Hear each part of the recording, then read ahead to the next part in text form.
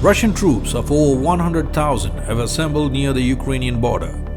Russian President Mr. Vladimir Putin thinks he can overrun the Ukrainian forces in no time and annex the former Soviet Republic.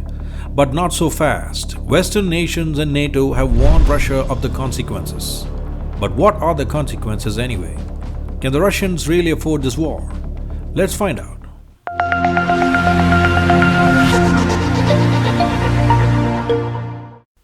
After the fall of the Soviet Union in 1990, Ukraine became an independent state.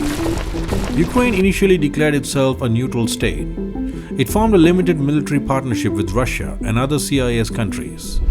In 1994, Ukraine established a partnership with NATO, but stopped short of a full membership. Russia meanwhile continued to influence all former Soviet republics, including Ukraine, orchestrating coups and promoting pro-Russian leaders. But in 2004, pro-Russian leader Viktor Yanukovych, who won the general elections, became the president. But his victory was challenged by Viktor Yushchenko in the Supreme Court of Ukraine. The Supreme Court ruled the elections were rigged. This led to a public outcry and set in motion the Orange Revolution. This uprising was rather peaceful and largely sponsored by the West, and Viktor Yushchenko became the new president of Ukraine in January 2005. Looked like the West had won, but the Russians put the pressure and Yushchenko did not go fast with the reforms expected of him. Because of this, he became unpopular and lost the 2010 presidential election to Viktor Yanukovych, who this time won with a clean election result. Viktor Yanukovych wasted no time. He quickly rolled out pro-Russian foreign policy and oriented the Ukrainian economy towards Russia. The Ukrainian population is composed of 77% Ukrainians and 23% Russians. Russian speakers are mostly found towards the east of Ukraine, called the Donbas region, and the southern part of Ukraine called Crimea. Viktor Yanukovych was largely supported by all the Russian speakers, especially in Crimea, but he was hated by the majority of the mainstream Ukrainians in other cities. By November 2013, a wave of protests called Euromaidan was seen all across Ukraine. Unlike the Orange Revolution, which was largely peaceful, the Euromaidan claimed the lives of 98 protesters and more than 100 went missing. By January 2014, Yanukovych was ousted by the members of the Ukrainian parliament. With his exit, Russia lost all control of Ukraine. Russian President Vladimir Putin, enraged by the overthrow of Yanukovych government, ordered the Russian army to occupy Crimea. Russian soldiers without insignia and with the support of the local militia took control of Crimean parliament, government buildings and police stations. The newly elected president of Ukraine, Petro Poroshenko, vowed to fight these extremists and sent in the Ukrainian army. Since then, it has always been war in the Donbas region and Crimea.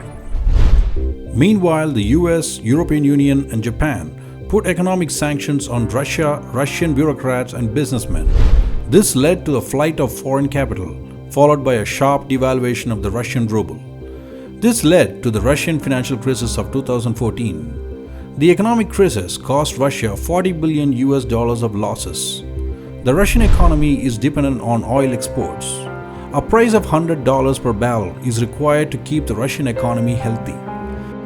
The US conspired with Saudi Arabia and increased the global oil output. Thereby, the price of oil dropped from $100 to $60 per barrel. This sent the Russian economy in a tailspin. Since 2014, Russia's GDP grew only by 0.3%, while the global average was 2.3%. Meanwhile, Ukraine's new president, Petro Poroshenko, introduced economic reforms. On the 1st of January 2016, Ukraine signed a free trade agreement with the European Union. The European Union also sanctioned visa-free travel for Ukrainian citizens.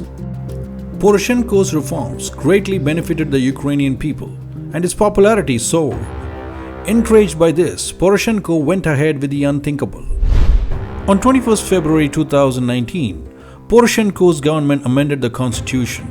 The amendment was a bombshell, as it laid the path for applying for full membership in the European Union and the NATO.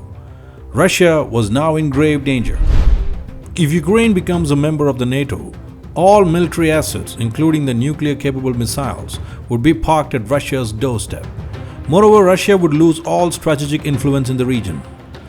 To make matters worse, in March 2021, NATO, along with Ukraine, conducted a military exercise called Defender Europe 21. It was a simulation of full-scale war between Russia and NATO.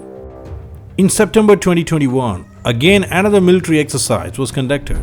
By conducting these military exercises with NATO, Ukraine had crossed the red line and Russia needed to act. Russia will have to weigh all the benefits and risk involved in invading Ukraine. Ukraine's Crimean region is home of the Russians' Black Sea Fleet with a headquarters in Sevastopol. It's an indispensable military asset which the Russians can never think of giving up. On becoming a full NATO member, Ukraine will become the home to the installation of all kinds of NATO military assets, including the intermediate-range nuclear missiles. Moscow is just 500 kilometers from Ukraine. Major gas pipelines from Russia to Europe run through Ukraine. Russian economy is dependent on oil exports. Control of Ukraine is vital in securing these pipelines. On the other side, if Russia is to invade Ukraine, then US and its allies would further levy heavy sanctions on Russia.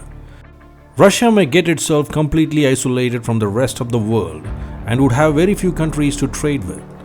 Strict sanctions would deplete Russia's forex reserves and would sharply devalue the Russian ruble again.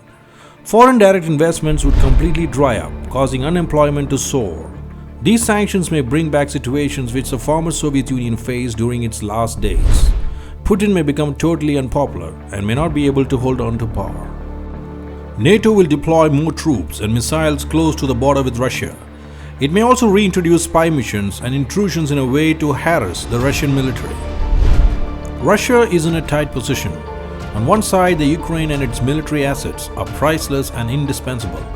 At the same time, invading Ukraine can bring great hardship to the Russian people, leading to Putin and his government being overthrown as it happened in the former USSR. As of now, Russia will have to keep the pressure on Ukraine and dissuade it from joining the NATO. Russia can never allow Ukraine to join the NATO. It would be suicidal. It is legitimate security concern that Russia has conveyed to the US and its allies.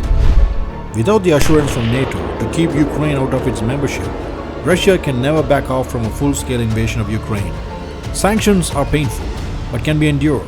But Ukraine joining the NATO can never be allowed to happen.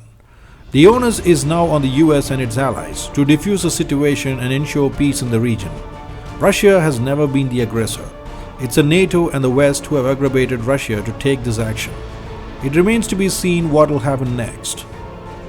If you like this video, please subscribe for more. Thanks for watching.